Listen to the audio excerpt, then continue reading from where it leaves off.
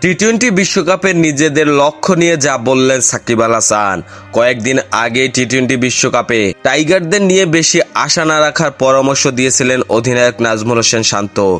কিন্তু সাবেক অধিনায়ক সাকিব আল হাসানের কণ্ঠে শোনা গেল আশার বাণী। বিশ্বকাপে নিজেদের লক্ষ্য নিয়ে কথা বলেছেন দেশসেরা এই ক্রিকেটার।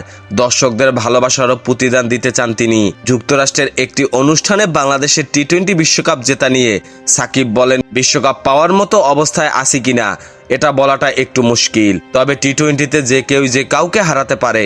বড় ছোট দল নেই, আমাদের বিশ্বাসটা দরকার। ওই বিশ্বাসটা নিয়ে যদি খেলতে পারি আমরা ভালো করব। বলছি না ট্রফি জিততে পারবো কি পারবো না, তবে বাংলাদেশেরও বিশ্বকাপ জেতার সম্ভাবনা রয়েছে বলে মনে করেন বিশ্বসেরা এই অলরাউন্ডার। তিনি বলেন, আমাদের ভালো কিছু সম্ভাবনা আছে। আমরা যদি মোমেন্টাম পেয়ে যাই, এটা ধরে রাখতে পারি, ভালো কিছু করতে খুব বেশি ম্যাচ জিততে হয় না, কিন্তু আমি আশা করছি আমরা সেটা করতে পারবো। আপনাদের সমর্থন থাকলে কেনই বা নয়, আমি বিশ্বাস করি আমরা করতে পারবো।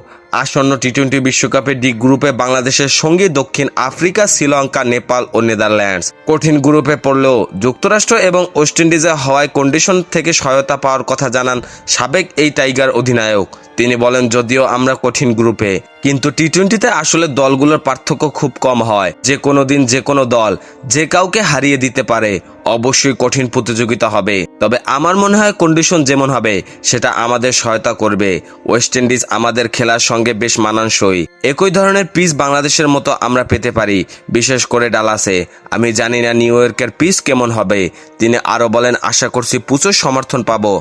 ভালো করি বা খারাপ করি আপনাদের অনেক সমর্থন পাবো, এটাই আমার আশা। সমালোচনাও করতে পারেন, সমস্যা নেই। আমি মনে করি আমরা আপনাদের ভালোবাসা ও সমর্থনের প্রতিদান দিতে পারবো।